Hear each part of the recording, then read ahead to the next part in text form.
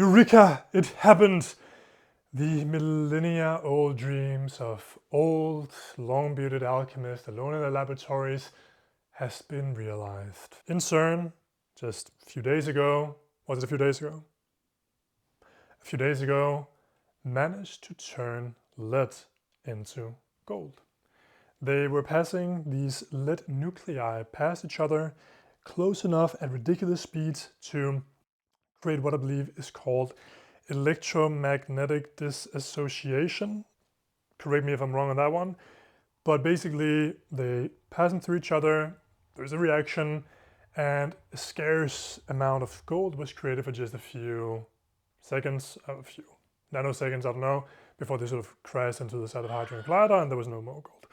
But the point is that it was possible to convert lead into gold, to extract gold from lead. But is it true that this was indeed the dream of alchemists? Well, medieval European alchemists certainly had that aspiration. An aspiration that actually led to the birth of chemistry, which led to big contributions to medicine.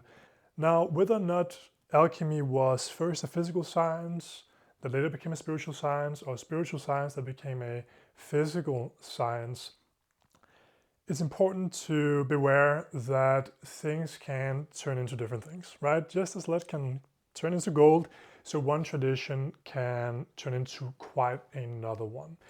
I'm of the position that it was originally a spiritual tradition, but that it was veiled in allegory and symbolism and in deliberately deceptive language. Because back then, the spiritual traditions were very much elitist, right? This was like priests hanging out with themselves, coming up with all this stuff, and the rest of the people didn't really know what on earth they were talking about. The mindset seemed to be don't throw pearls to pigs, right? So for instance, in the Kabbalion, which Hatar is a big fan of, we have, of course, the Hermetic principles laid out, and it was said that this was not knowledge that was given to just anybody, right? This was handed down to initiates through the centuries and millennia. So to kind of like hide this ancient knowledge from people who are not worthy of it, they deliberately talked about, the way you turn metal into gold is by passing it through these 7 stages and blah, blah, blah, blah, blah, right? And then, European materialistic people got wind of that and they were like, oh my God, I can turn base metals into gold. I'll become rich. And the nobles and the aristocrats, they were also like, wow, okay, if I can just like get an alchemist to do this for me, I'll become the most powerful person in the world, right? I will be able to just produce gold from rocks and from lead. So they would even hire these alchemists, and these alchemists would work, some of them knowing full well that this wouldn't work and was just deceptive, and would even bring gold and have gold in their pocket and would just pull it out and be like, oh my God, look what I did. Others were diligent and really put in effort to do this and would play with chemicals and all that stuff, and indeed were the fathers of modern day chemistry. There is this painting, alchemical painting, that comes to mind that really illustrates what I'm talking about here. We have an alchemist with his laboratory behind him looking at a woman who is sitting there cross-armed, and we have the Tree of Life as well. Basically, the reason why she's kind of covering and hiding herself from him is because he's not worthy of her. Now, this alchemist is a physical alchemist, right? He doesn't approach this from a spiritual perspective. This is not about transmuting sort of lower moral qualities into more noble and spiritual ones. So the woman here, who really sort of represents the Philosopher's Stone, who represents the elixir of life itself, she's hiding herself from him, right? It's only the worthy alchemist, the spiritual alchemist, who will have this Isis unveiled experience where the veil of the Holy Grail is removed and the knight, right, the worthy spiritual seeker receives it, right? So we see that in the story of Percival, who in learning how to honor the feminine and honoring women and showing compassion towards the king who is wounded, only by doing that, by showing these higher moral qualities, is he allowed to see the Holy Grail, which of course illuminates him, right? And the Holy Grail itself is essentially the Philosopher's Stone, right? This is the thing that mystics have been seeking throughout the ages and throughout cultures, right? The Book of Aquarius. What is the Book of Aquarius? I sent you the book maybe 2 years ago. The Book of Aquarius? Yeah. What is it about? Alchemy and the Philosopher's Stone. This is a book that has a lot of reference to a lot of occult texts. Yeah. So that had taken together all of these different texts, combined them together, and then got the real recipe to create the Philosopher's Stone. And Pretty many cool. people on Reddit, they began experimenting, and then the Reddit forum closed down some shit. So people who are long in the progress and follow every instruction, you never knew if it was successful or not. So there was a Reddit group about... Yeah, where some people were following every instructions of the book. And that was removed. To recreate the Philosopher's Stone. Yeah. Which according to the author was possible. And did they follow a physical approach? Was it physical science or was it spiritual? Do you know? That was physical. That was physical, okay. They had photos of whatever they were doing. So interesting. I sent you the book. You should. I'll check it out. Book of Aquarius. Have any of you guys read it? Let us know below. What is alchemy then? If it's not about turning physical lead into physical gold, what is it then? Well, alchemy very much has its roots in Hermeticism. And Hermeticism, they have this doctrine of mind, right? The idea is that everything is mind, everything within the universe is mind, right? We are all thoughts within the mind of God, right? So we are everyone partaking in the same substance, the same thought substance, and everything is a thought form, a formed thought. So the idea is that consciousness, thought, is being crystallized into matter, right? And that matter, through the spiritual elevation process, is animated into spirit. So spirit and matter are exactly the same substance. There's only a difference of degree. So in alchemy, basically what they teach is that the pure thought of God, right, pure consciousness, is being projected down here continuously. It's this continuous stream directly from source that undergoes a devolution, if you will, whereby the monad, which is essentially the soul, is becoming clad in these lower levels of matter represented by the 7 planets, right? So we have the 7 planets, and they each have a metal designated them. So Saturn is lead, and Saturn is very much also connected with the earthy, right? The densest and lowest of the elements. And then we have the sun, which is represented by gold, which is at Tiferet, which is Christ consciousness. So gold here is a state of consciousness, is that pure state of consciousness that the alchemist sought to reach, right? So the laboratory was not an external laboratory, but an internal laboratory.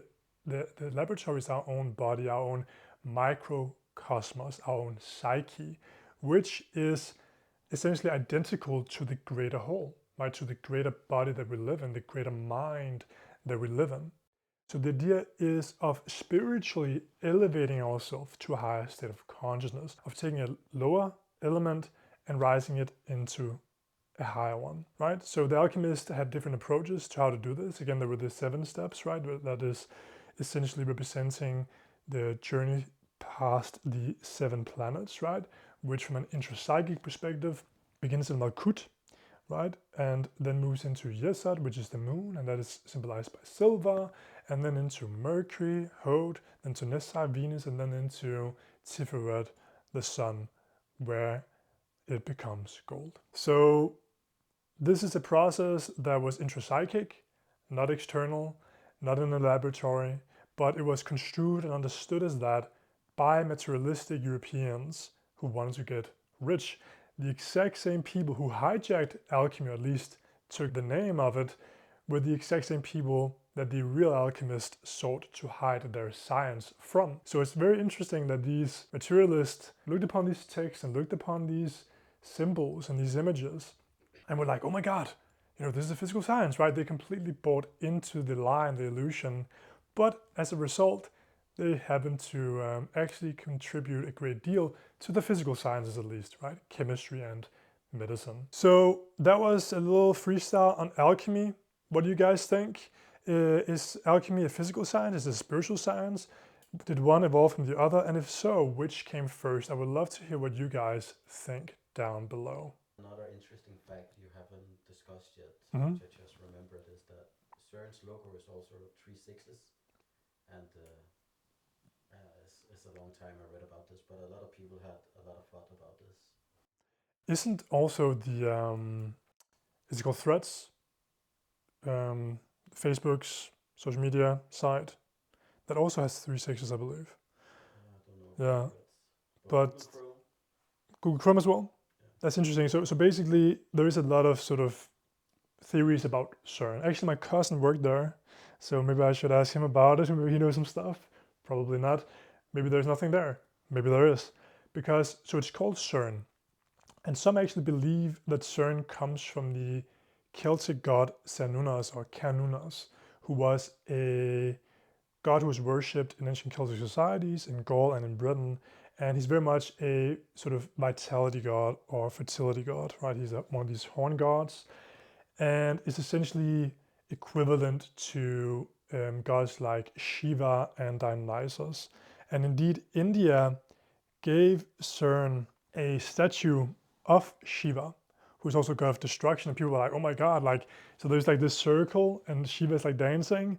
And they're like, oh, does that like represent the Hadron Collider? And before we shot this video, you were also like, people actually were afraid back when they were building it, right? Whether they would sort of destroy the entire world, right? By smashing them together. So there's some weird stuff happening. Like they've also made some very strange short films.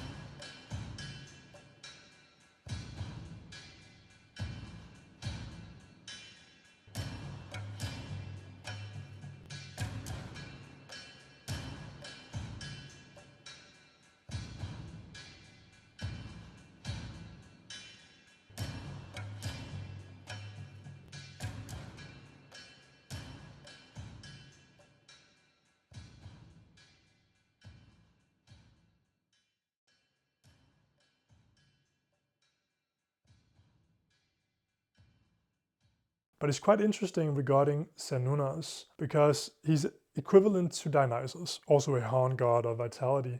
And Dionysus gives this gift to a king who wants to become wealthy. This king, he wants to be able to touch anything and turn it into gold. And then Dionysus gives him that exact ability. So he starts, so he touches things, they become gold. But then he kind of falls asleep, wakes up, and then he's like, oh, I'm hungry. He grabs an apple, it turns into gold. Then he even hugs his daughter, and she turns into gold. So he goes to Dionysus, and he's like, I don't want this gift anymore. Can we undo it? And Dionysus is gracious enough to do that. So he kind of learned his lesson. So it's interesting that an alchemical god like Dionysus, who is the equivalent of Xenunos, right, both being vitality gods, has maybe a connection there with CERN. As for the 3 sixes, it's difficult to know. Like the Bible does say that the number of the beast is 666. And it's kind of like, it's up to the wise to figure out what that is. So this is kind of like a challenge to the wise. What does this number mean? And I'm not sure. What are the theories? Are there any theories out there? What it could be? There probably is a lot. Yeah. But anyway, that's at least my the thoughts from the top of my head. But what do you think?